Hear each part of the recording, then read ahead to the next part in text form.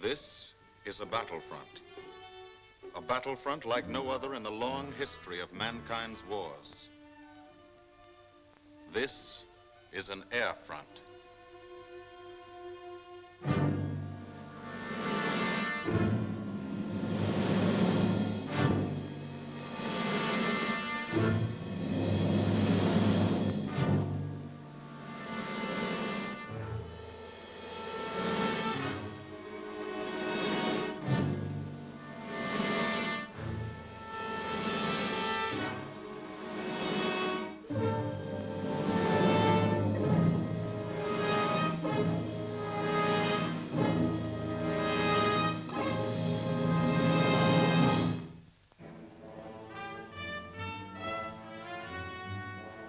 The working day begins, as it will end, with the ground crews, as much a part of the fortress as her wings. If you're a mechanic, you've got your own bomber. You get attached to it. But you know when your ship goes out on a mission, you may never see it again. So you do your work as well as it can be done, perfectly, because you wouldn't want anything to go wrong that would be your fault.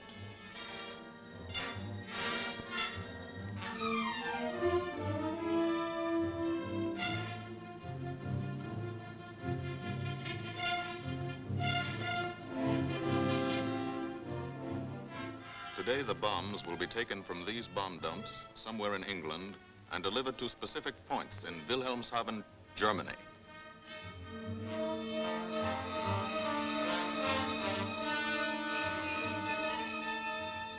To deliver them is the job of the 8th Bomber Command, just a hauling job, yet one of the most difficult and complicated of military operations.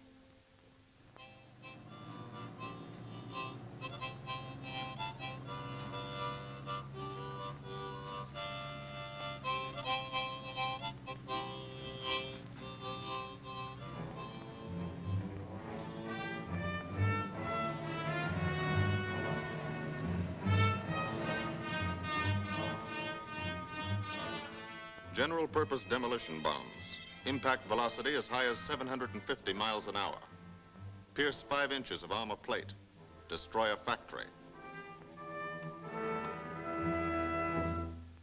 Briefing at 0800. Pilots, bombardiers, and navigators take their places. The group commander, Colonel Stanley Wray, steps up to the target map, and for the first time, you learn where you're going. Sometimes your face turns white when you find out. Sometimes the feeling you won't come back tightens your insides.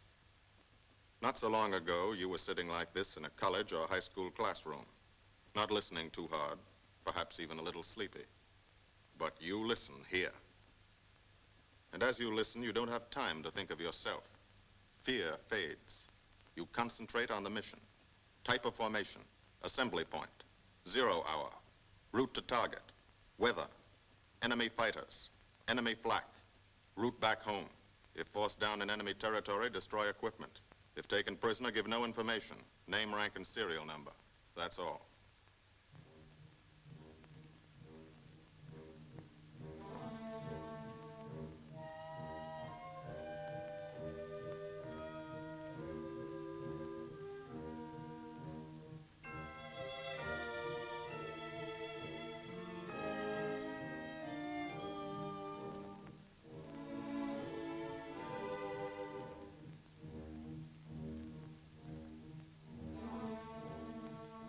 These are the passengers with one-way tickets. And this is the crew of the Memphis Belle, 324th Squadron, 91st Heavy Bombardment Group. Just one plane and one crew in one squadron, in one group, of one wing, of one Air Force, out of 15 United States Army Air Forces. Well, fellas, we've never had an easy ride over there yet. And today won't be any different. No escort except unfriendly. So keep your eyes peeled. Don't get excited and yell when you're talking on the intercom. Save your ammunition and make your shots count.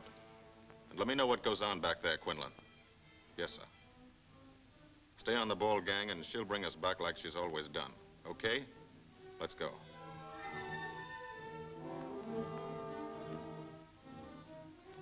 They have completed 24 missions In this, the toughest theater of air war, the big league of sky fighting, their experience is priceless. And so, if the Memphis Belle comes back this afternoon, they will be sent to bring the vital lessons they have learned to thousands of air crew men in training at home. Home is America.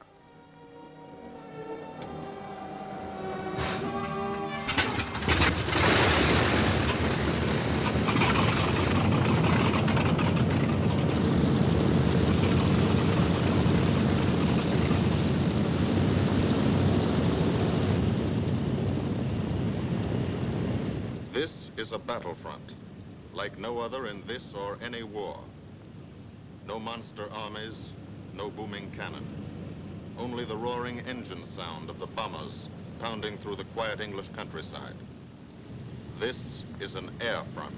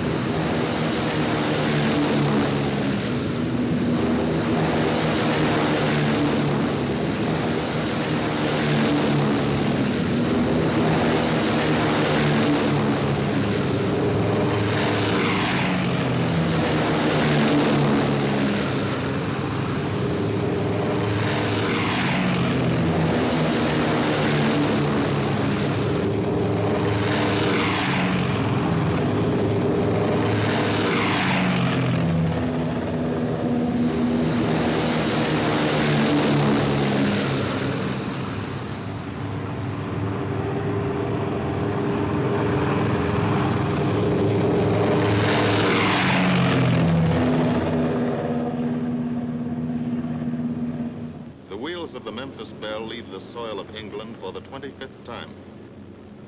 The friendly soil of England, with its ordered farms and rural hamlets, its country estates surrounded by formal gardens and well-kept parks. The England these Americans knew only from the classics they had to read in school. The England of the towns and cities, whose people have defended their island's freedom for over 1,000 years. But today, their countryside has changed.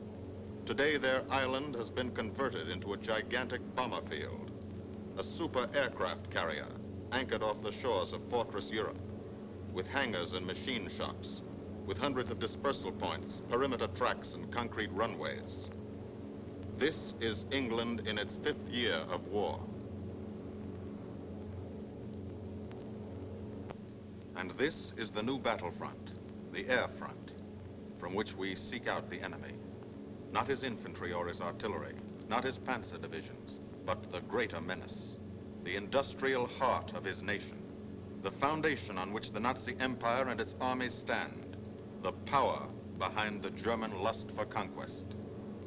The steel mills and refineries, shipyards and submarine pens, factories and munitions plants, pinpoints on the map of Europe which mean rubber, guns, ball bearings, shells, engines, planes, tanks, targets. Targets to be destroyed. And these are the destroyers, each with a belly full of bombs, and 10 men like the crew of the Memphis Belle.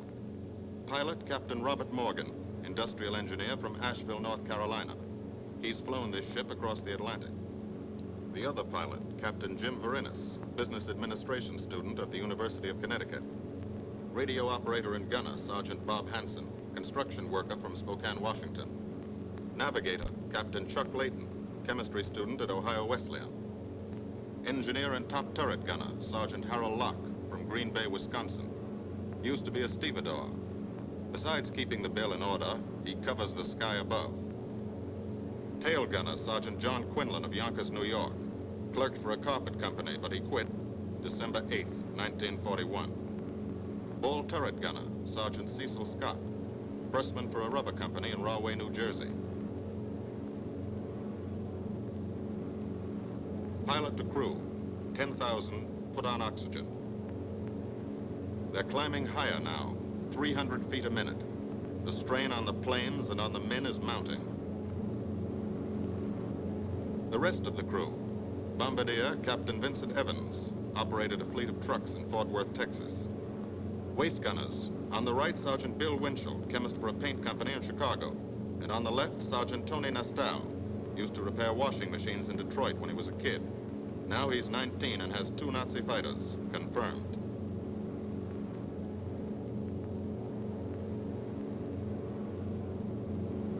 It takes all of a pilot's strength to keep a 30-ton fortress in tight formation. But the formation is the bomber's best defense against enemy fighters.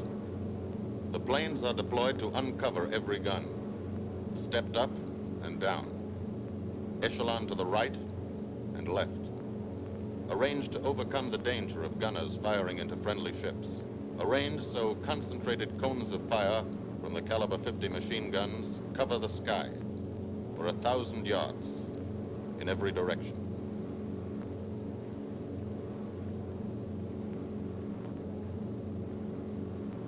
The friendly coast of England slips by below. It doesn't look like much now, but in a few hours when you come back, if you come back, this will be the most beautiful view in the world.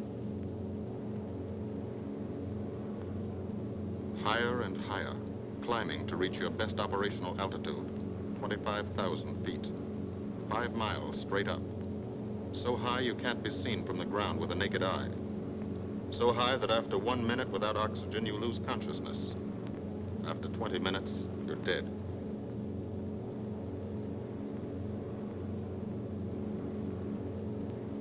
From now to the target, you go about your routine duties, plot your course, check your equipment, and wait, and think.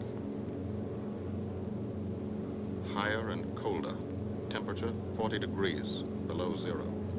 Take off your glove and you lose some fingers. You look out at the strange world beyond, reflections in plexiglass, like nothing you ever saw before, outside of a dream.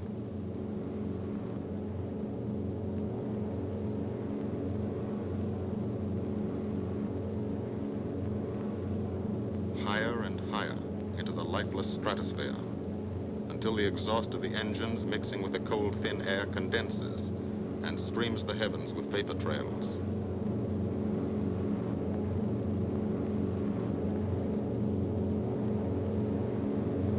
To the men in the ships, they're far from beautiful, for they point like beckoning fingers to the formation, signposts in the sky for the enemy to spot us.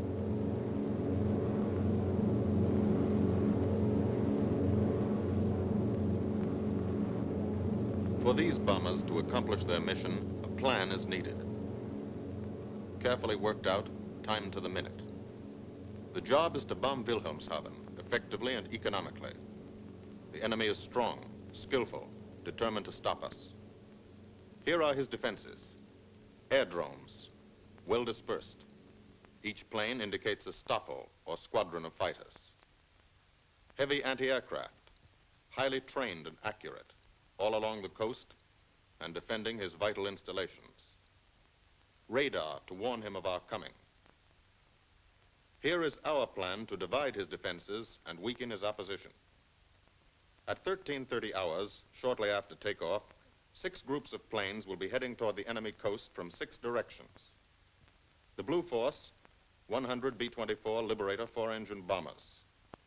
The White Force, 300 B-17 Flying Fortresses. The Green Force, 300 B-17s with an escort of 6 squadrons of P-47 Thunderbolts. A force of B-26 Marauders, twin-engine medium bombers, with 6 squadrons of RAF Spitfires escorting.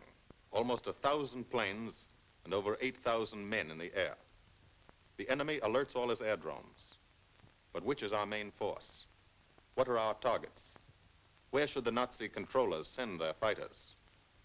It's our job to make them guess, and guess wrong. A half hour later, at 1400 hours, the Blue Force will be heading east across the North Sea, with the White Force following. These enemy fighters are tied down, waiting to meet them, and will not be able to attack the Green Force. These fighters must come up to attack the Green Force, and thus will be no threat to the Blue and White Forces. The B-26s and Spitfires will bomb and strafe a key rail junction, diverting these 6 Staffeln and preventing the enemy from concentrating too many fighters on the Green Force, which is scheduled to bomb an aircraft factory at Hanover. At 1430 hours, the Blue Force will threaten this entire coastal area of northwestern Germany. Which target will it be? Flensburg? The Kiel Canal? Or will it turn suddenly and bomb Hamburg, Wegesack, or Emden? Actually, it carries no bombs at all. It's a decoy and keeps the fighters from the northern area busy while the White Force, the main effort, heads for the submarine pens of Wilhelmshaven. At 1500 hours, while the White Force is over its target, only a fraction of the available German fighter strength of the area can intercept it.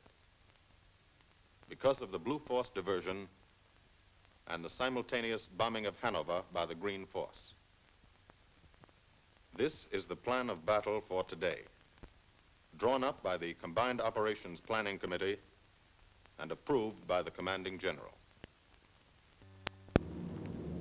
The White Force, lead group, low squadron. We've crossed the invisible line of enemy radar. The Hun is expecting us.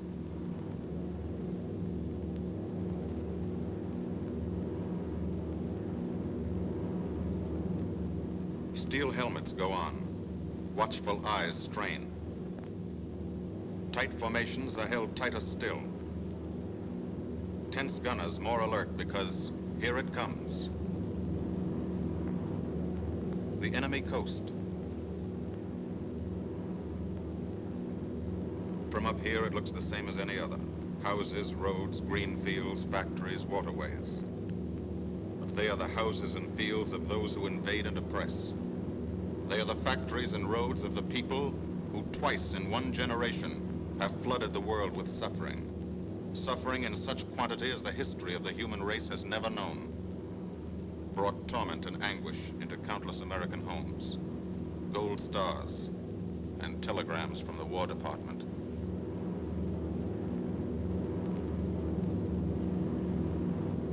The first flak, just harmless-looking, silent puffs of smoke.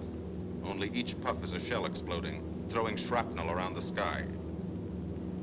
Exactly the range, accurate flak by radio prediction. 5 miles down, Nazi anti-aircraft batteries have calculated the altitude, speed, and course. Where will the next one hit? You try not to be there.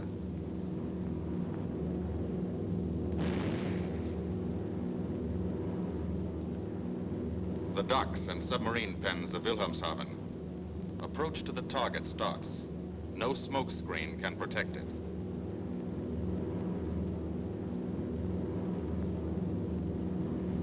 Now the enemy knows the path of your approach and walls that path with a flak barrage, but you fly right through it. Flak so thick you can get out and walk on it.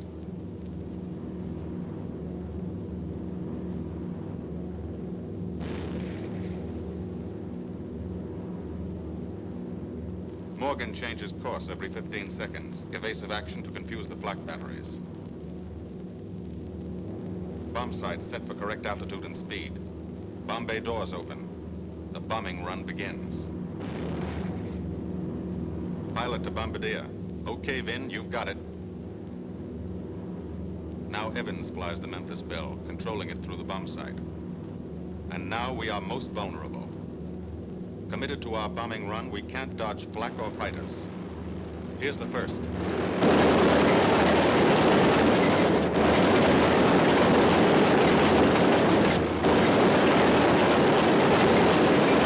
Top turret fires at him. Evans must ignore the battle. Crosshairs lined up on target. Adjustments for wind drift made. 2 more fighters diving from 9 o'clock. Flak now has the range too. They've hit this fort, but he keeps on his bombing run.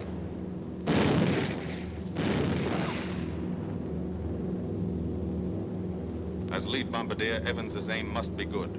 Every other ship in the group will drop its bombs when he drops his. Now, one pointer on the bomb site moves toward another stationary pointer. The instant they touch, bombs will release.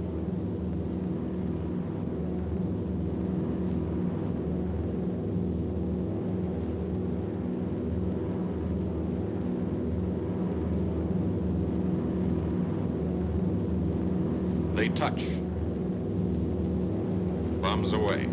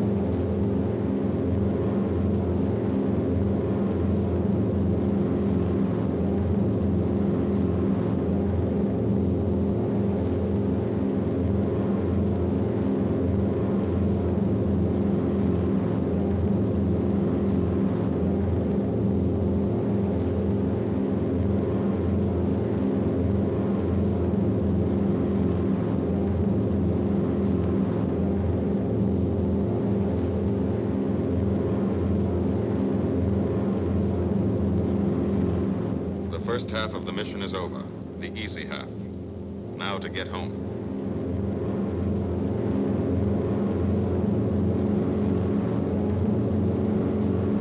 The flak stops. That means fighters out there somewhere. A staffer lurking behind that cloud, or hiding up in the sun where the glare blinds you, and you can't see them, waiting to dive down on you. Fighters at 6 o'clock. This is what a gunner sees. A speck in the sky, that's a fighter. And then a blink. That means he's firing at you. 2,300 rounds a minute.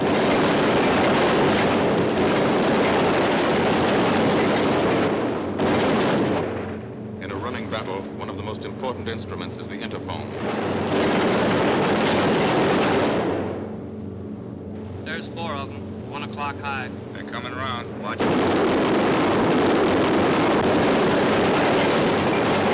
2 fighters, 6 o'clock up, coming in. Diving out, Chief. B-17 in trouble out at 2 o'clock, watching. Got an engine on fire.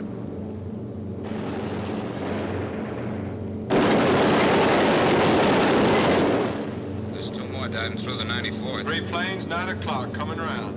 Keep your eye on them, boy. Coming around at 10. Watch them, Chuck. Keep your eyes open. Yeah. They're breaking at 11, breaking at 11. I got them. I got those 2 at 2 o'clock. Watch them, Scotty. I got my sights on them. Check that B-17, Chuck, 3 o'clock. Loader's smoking. Fighters, 10:30, coming around. Those 10:30 upper or lower? Sun. B-17 out of control at 3 o'clock.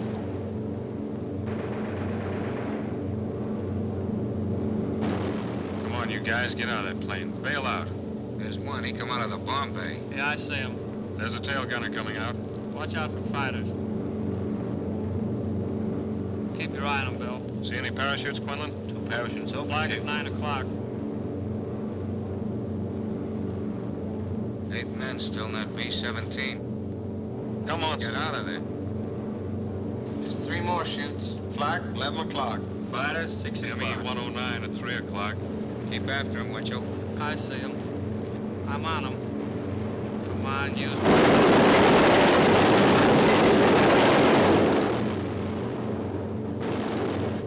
I got him. Quinlan, confirm. Confirm that fighter. He got him, Chief. Look, he's bailing out. Don't yell on that intercom. Fighters, 10 o'clock. Watch those 2 at 12, Van. They're coming in. They're coming in, Scotty. Get that ball turret on him. Save the ammunition as much as possible.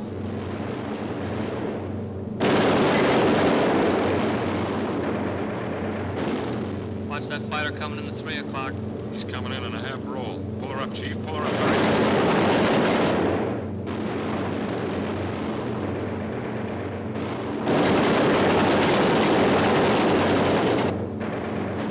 This fortress is hurt.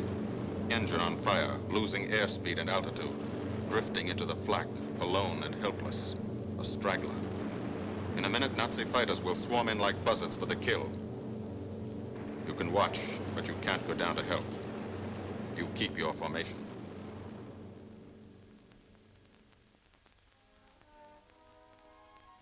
Here, too, the mission is being flown. None the less real for being in the minds and hearts of these men behind. Ask anybody who's been to a field in England, or anywhere else our bombers are based, and he'll tell you that there's drama here, too. Waiting to see who's coming back. To watch them, you might not realize how tense these ground crews are. But they are tense, and plenty worried. In Air Force talk, this waiting is known as sweating out the mission. These men know the flight plan. Their watches told them when the bombers were running into enemy flak, when they were over the target, when they left the enemy coast. And now their watches tell them the bombers should be nearing the field. Every ear strains for the first sound of the engines. And then somebody hears them. And somebody sees the first faint specks in the distant sky.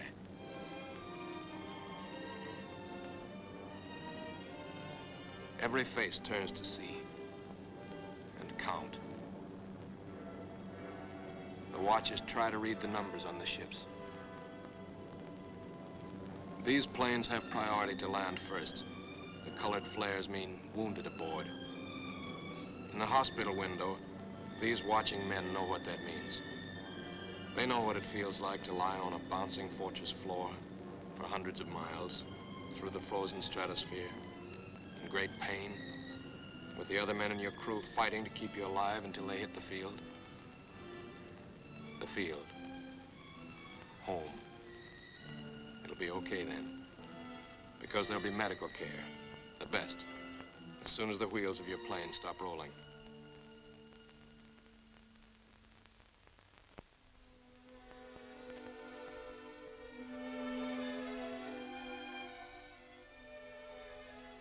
Head wound. Concussion.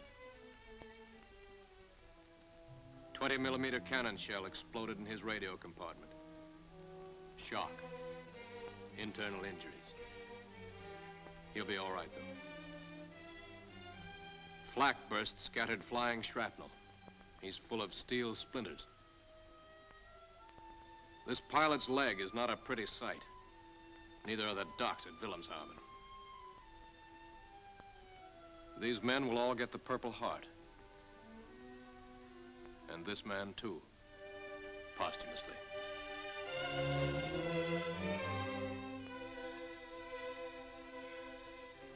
A transfusion right in the plane. This gunner's too weak to be moved. The new life-giving blood flowing into his veins might be the blood of a high school girl in Des Moines, a miner in Alabama, a movie star in Hollywood, or it might be your blood, whosever it is. Thanks. 36 planes left this field this morning. Now 6 more arrive. That makes 20 home. And this one's 21. More wounded aboard.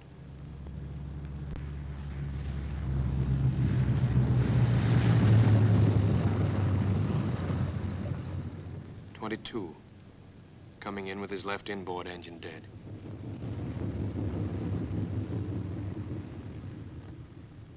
23, with a feathered prop on his left outboard engine. 24, Southern Comfort, with a chunk of tail gone. 25, they flew home on their luck. 26. Not a scratch. The control tower learns that 2 more landed at a British field to the south. 1 a crash landing, crew safe. That makes 28. 29. A rough landing, but her pilot's badly hurt. It's a wonder he brought her back at all. 29 planes back, so far. 29 out of 36. Our losses were heavy, but the enemy's were far heavier. We destroyed a German aircraft factory, a rail junction, submarine pens, docks, and harbor installations. That's specific, known damage. But who can tell the number of German torpedoes that will not be fired, the number of our convoys that will get through now, the soldiers' and seamen's lives that will be saved, or the battles that will be won instead of lost because of what these bombers and airmen did today.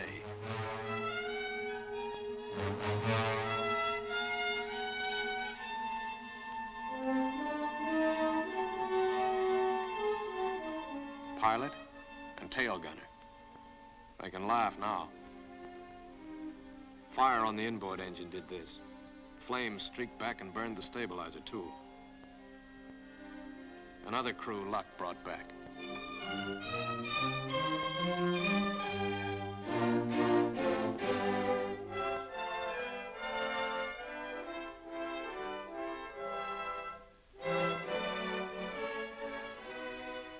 Here's old Bill. A pretty good airplane when it took off. Lost its nose, lost its navigator, bombardier wounded, top turret gunner and pilot hit, hydraulic system shot out, no brakes, no flaps, but old Bill came back.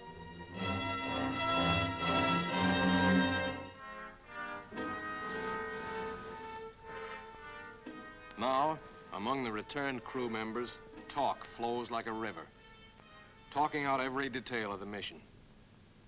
These are the faces of combat, faces of Americans who have watched their comrades die, faces that can never forget the enemy, and they're in no mood to have their picture taken.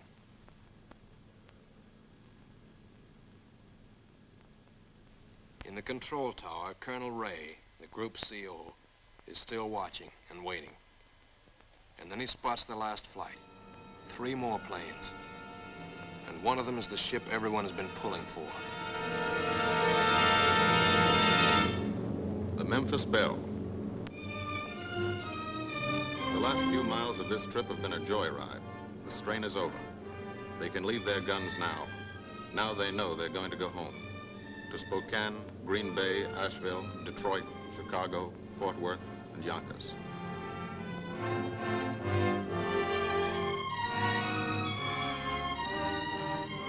The Belle comes in for her landing, but first Morgan buzzes the field, cuts the grass with the giant fortress. It's against the rules, but this is a special occasion.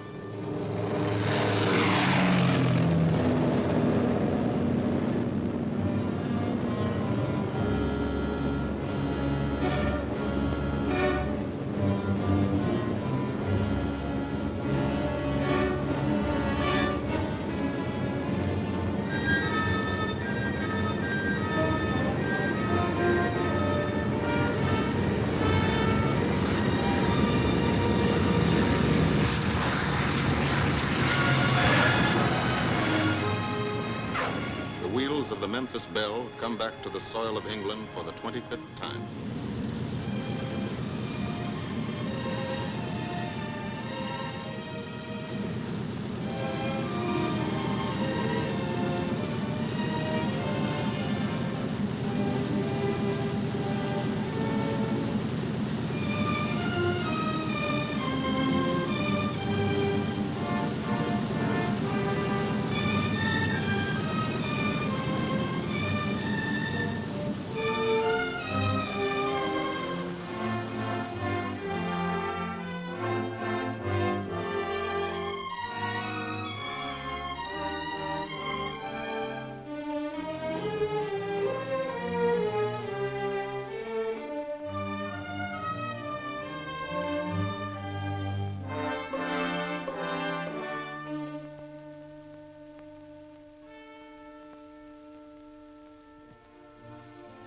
This is a day they will never forget.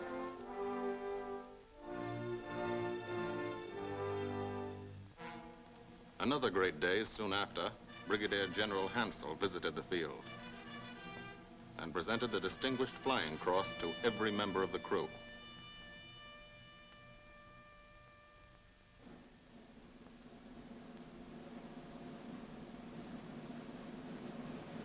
And then there was another day.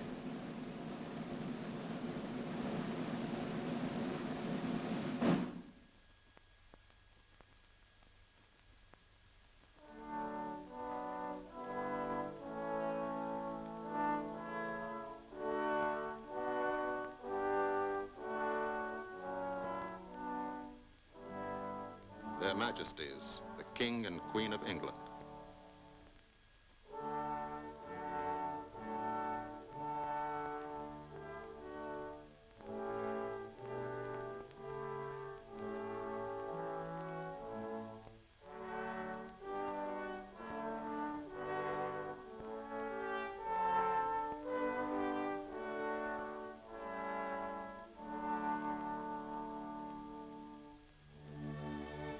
Johnny Quinlan never thought anything like this would happen to him when he left Yonkers.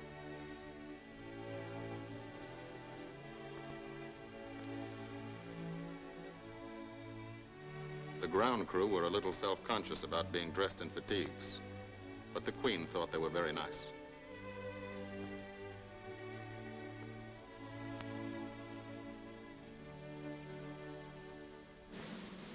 Finally, two more visitors came. General Eaker, commanding the 8th Air Force, and General Devers, U.S. commander of the European theater. The Belle crew received them in flying clothes, as General Eaker read the order for what he called their 26th and most important mission. Return to America to train new crews and to tell the people what we're doing here. To thank them for their help and support and tell them to keep it up so we can keep it up. So we can bomb the enemy again and again and again until he has had enough. And then we can all come home.